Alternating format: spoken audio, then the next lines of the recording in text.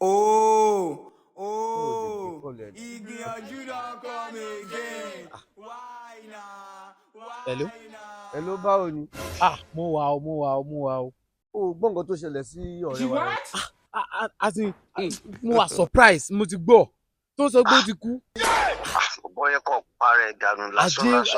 Ẹ wo, ó kàn parẹ́, ó kàn kú ni iṣẹ́ all the time iṣẹ́ ni. Gbogbo tó ti ẹ̀ ń yà mí náà lẹ́nu ni pé the other last week tájọ́ ń ṣe fàájì mo sọ fún un mo ní pé kó máa bọ̀ ń club kájọ ṣe fàájì kájọ máa jayé ó náà wà ní duty òun wà ní bí iṣẹ́ nísìnyí ó kú sí ó kàn kú just like that.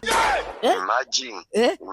Nǹkan tó ṣe ó kọ́ èmi lọ́gbọ́n o ó kọ́ mi lọ́gbọ́n gan in fact mi ní ṣiṣẹ́ mọ́ mi ní ṣẹ́ ní tìmọ́ mi ní ṣiṣẹ́ mi ní ṣàbọ̀mọ̀ àkọ́ ìjókòó máa jẹun ni àjẹ torí bẹ́ẹ̀. Àwọn tí ó kún gbẹ̀yìn tó máa ṣe wọn lórúkún kún rẹ̀ ti yí orí ẹ̀ orí ilẹ̀ máa bẹ̀rẹ̀ jẹ́ sókè káàkiri àdúgbò bọ̀dà bí mi ń recharge card send the data for me orí ẹ̀ ti yí orí wọn lọ níṣẹ́ ibà pa orí ẹ̀ Nàìjíríà táwa yìí. God have mercy upon us.